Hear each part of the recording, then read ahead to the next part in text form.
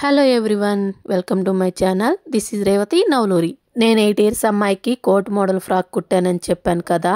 Already ఈ మోడల్కి సంబంధించి cutting, stitching 2 parts పెట్టాను. ఇది వచ్చి 3rd part. ఇదే లాస్ట్ వీడియో. ఈ వీడియోలో ఫ్రాక్ స్టిచ్చింగ్ చూపిస్తాను. కటింగ్ ఆల్రెడీ part 1లో చూపించాను. వీడియోలోకి వెళ్లే ముందు నా ఛానల్ని సబ్స్క్రైబ్ చేయండి. ఫస్ట్ ఫ్రాక్కి లెహంగా కోసం కట్ చేసాం కదా, దానికి ఫ్రిల్స్ పెట్టుకోవాలి. మనకి పెద్ద ఫ్రిల్స్ కావాలంటే పెద్దవి పెట్టుకోవచ్చు, చిన్నవి కావాలంటే చిన్నవి పెట్టుకోవచ్చు, మన ఇష్టం అది. నేను కట్ చేసిన లెహంగాని 2 partsగా డివైడ్ చేశాను. ఒక పార్ట్కి ఇలా ఫ్రిల్స్ పెడుతున్నాను. ఫ్రిల్స్ అనేవి నీట్గా పెట్టుకోవాలి. ఒకటి ఎక్కువ ఒకటి తక్కువ పెట్టుకోకూడదు, అన్నీ ఈక్వల్ సైజులో ఉండాలి.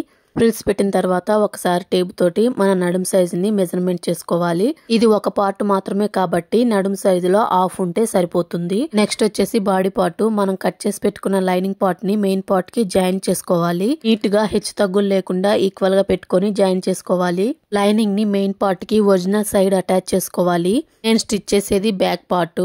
మెయిన్ పార్ట్ కి లైనింగ్ కి మొత్తం జాయింట్ చేయకూడదు. ఫస్ట్ మెడ జాయింట్ చేసుకోవాలి, ఆ తర్వాత సంక భాగం జాయింట్ చేసుకోవాలి.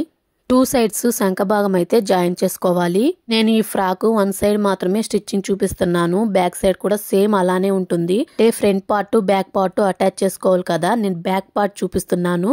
అటాచ్ చేసిన తర్వాత ఎక్స్ట్రా ఉన్న ఖర్చుని కట్ చేసుకోవాలి. నీట్ గా శంఖ భాగము మెడ భాగము కట్ చేసి పెట్టుకోండి. మనం వేసిన కుట్టికి 1/2 inch ఖర్చు ఉంచుకొని కట్ చేసుకోవాలి. వీడియోని స్కిప్ చేయకుండా చూడండి. షోల్డర్ భాగాన్ని అటాచ్ చేయకూడదు. కట్ చేసిన తర్వాత మనం టర్న్ చేసుకోవాలి కాబట్టి షోల్డర్ పార్ట్ ని అటాచ్ చేయకూడదు. షోల్డర్ పార్ట్ అటాచ్ చేస్తే మనం అసలు రివర్స్ చేసుకోలేము.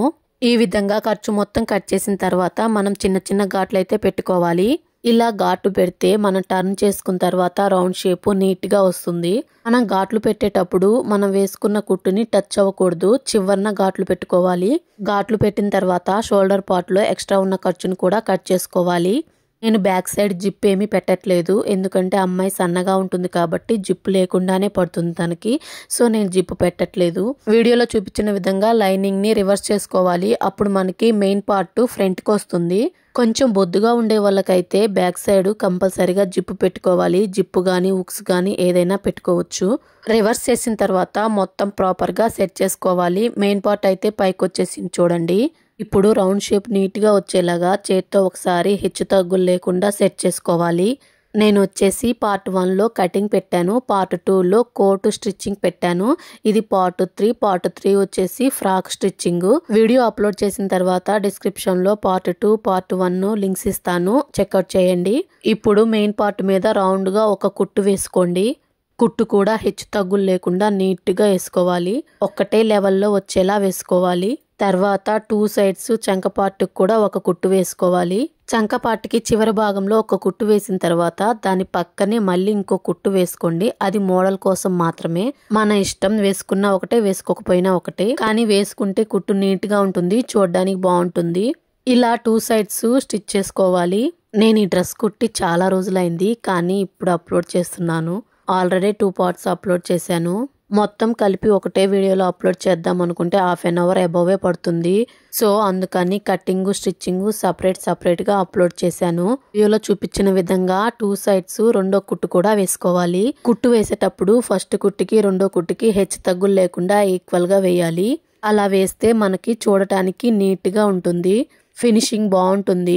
చూశారు కదా, వీడియోలో చూపించిన విధంగా కుట్లు వేసిన తర్వాత నీట్ గా ఒకసారి మొత్తం సర్దుకొని లైనింగ్ పార్ట్ ని మెయిన్ పార్ట్ ని మిగతావి జాయిన్ చేసుకోవాలి. నీట్ గా సర్దుకుంటూ జాయిన్ చేసుకోవాలి, అప్పుడే కుట్టు బాగా పడుతుంది. ఇలా జాయిన్ చేసిన తర్వాత ఎక్స్ట్రా ఉన్న పీసెస్ అన్ని కట్ చేసుకోవాలి. ఎక్స్ట్రా ఖర్చు మొత్తం కట్ చేసిన తర్వాత ఫినిషింగ్ చూడండి ఎలా ఉంటుంది. లైనింగ్ పార్ట్ కుట్టు చివర మాత్రమే కట్ చేసుకోవాలి, నీట్ గా కట్ చేసుకోవాలి. తర్వాత కింద పక్క డాట్స్ వేసుకోవాలి. వీడియోలో చూపించిన విధంగా మడత పెట్టి 2 sides ఈక్వల్ గా డాట్స్ వేసుకోవాలి. డాట్స్ వేసిన తర్వాత చూడండి ఫినిషింగ్ ఎంత నీట్ గా ఉంటుందో. అంతేనండి, బ్యాక్ పార్ట్ కంప్లీట్ అయిపోయింది. ఇది వచ్చేసి ఫ్రంట్ పార్ట్ కూడా సేమ్ అలానే కుట్టుకోవాలి. మెడ మాత్రం నీట్ గా కట్ చేసుకొని కుట్టుకోవాలి. ఇప్పుడు ఆ ఫ్రంట్ పార్ట్ కి మనం ఫ్రిల్స్ పెట్టిన లెహంగా పార్ట్ అటాచ్ చేస్తున్నాను. ఇక్కడ నేను ఒక మిస్టేక్ చేశాను. లైనింగ్ పార్ట్ కూడా ఫ్రిల్స్ పెట్టుకొని లెహంగాకి అటాచ్ చేయాలి, కానీ నేను లైనింగ్ పార్ట్ కి ఫ్రిల్స్ పెట్టలేదు, తర్వాత గుర్తొచ్చింది. Body part lehenga part attach చేసిన తర్వాత మళ్ళీ లైనింగ్ పార్ట్ కి ఫ్రిల్స్ పెట్టి ఆ లైనింగ్ పార్ట్ ని అటాచ్ చేశాను. సో ప్రాబ్లం అయితే ఏమి కాదు. ఫ్రిల్స్ పెట్టిన బాటమ్ పార్ట్ కి ఫ్రిల్స్ పెట్టిన లైనింగ్ అటాచ్ చేసి దాన్ని బాడీ పార్ట్ కి అటాచ్ చేయాలి.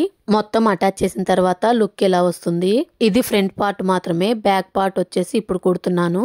బాడీ పార్ట్ కి మెయిన్ పార్ట్ మీద బాటమ్ పార్ట్ పెట్టి స్టిచ్ చేయాలి. చెప్పాను కదా బాటమ్ పార్ట్ కి లైనింగ్ వేయలేదని. తర్వాత దాని మీదే లైనింగ్ కూడా వేసి కుట్టాను. ఒక కుట్టు వేసిన తర్వాత మళ్ళీ దాని పక్కనే రెండో కుట్టు కూడా వేసుకోండి. అప్పుడు నీట్ గా ఉంటుంది, కుట్లు అనేవి ఊడకుండా ఉంటాయి. మనం కుట్టు అనేది ఎంత నీట్ గా వేసుకుంటే ఫినిషింగ్ కూడా అంతే నీట్ గా వస్తుంది. హెచ్చు తగ్గులు లేకుండా ఒకటే లెవెల్లో కుట్టు వేసుకోండి, చాలా అందంగా ఉంటుంది. ఇలా బ్యాక్ పార్ట్ ఫ్రంట్ పార్ట్ మొత్తం స్టిచ్ చేసిన తర్వాత లెంత్ అయితే ఒకసారి మళ్ళీ చెక్ చేసుకోవాలి. అంటే వీడియోలో చూపించిన విధంగా టాప్ టు బాటమ్ లెంత్ ఎంత వస్తుందో మొత్తం చెక్ చేసుకోవాలి. మనం ఆదికి ఇచ్చిన ఫ్రాకు ఈ ఫ్రాకు ఒకటే లెంత్ లో ఉందో లేదో చెక్ చేసుకోవాలి. నాకైతే కరెక్ట్ గా సరిపోయింది. నేను కొలతలు పెట్టిన ఫ్రాక్ కూడా చెక్ చేసి చూశాను, రెండు ఈక్వల్ గా ఉన్నాయి. ఒకవేళ ఫ్రాక్ పొట్టైనా పర్వాలేదు, అది షార్ట్ ఫ్రాక్ లా ఉంటుంది. పిల్లలకి మోకాళ్ళ నుంచే ఫ్రాక్లు ఉంటాయి కదా, ఈ ఫ్రాక్ వచ్చేసి ఇంకో 4 years వరకు వేసుకోవచ్చు. తర్వాత ఫ్రంట్ పార్ట్ బ్యాక్ పార్ట్ కి రెండిటికి షోల్డర్ వైపున జాయింట్ చేసుకోవాలి. రెండిటికి షోల్డర్స్ జాయింట్ చేసిన తర్వాత రెండిటికి సైడ్స్ కూడా జాయింట్ చేసుకోవాలి. నాకైతే మాటికి దారం తెగిపోతూ ఉంది. అలా తెగిపోతూ ఉంటే చాలా విసుగొచ్చేస్తుంది కదా. మనం స్టిచ్చింగ్ చేసేటప్పుడు చాలా ఓపిక్గా స్టిచ్ చేసుకోవాలి, అప్పుడే ఫినిషింగ్ నీట్ గా వస్తుంది.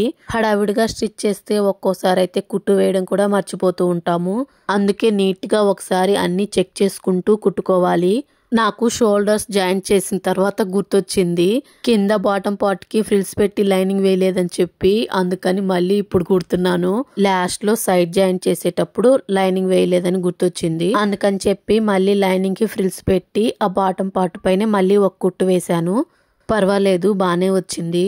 డైలీ కుట్టే వాళ్ళు అయితే ఏమీ మర్చిపోకుండా కుడతారు, కానీ మేము అప్పుడప్పుడు ఒకసారి కుట్టే వాళ్ళము ఇలా మర్చిపోతూ ఉంటాము. సడన్ గా స్ట్రైక్ అవ్వదు అంతే. ఎలాగో స్టిచ్చింగ్ మొత్తం కంప్లీట్ అయిన తర్వాత కాకుండా ముందే గుర్తొచ్చింది. సో ఇంకా లైనింగ్ పార్ట్ కూడా ఫ్రిల్స్ పెట్టేసి బాటమ్ పార్ట్ కి జాయింట్ చేసేసాను. ఇలా జాయింట్ చేసిన తర్వాత సైడ్ పార్ట్స్ జాయింట్ చేసుకోవాలి. సైడ్ నేను ఖర్చు ఎక్కువ పెట్టాను, పెరిగే పిల్లలు కదా, ఖర్చు కొంచెం ఎక్కువగానే పెట్టుకోవాలి. మొత్తం lining part main part 4 cloths వస్తాయి.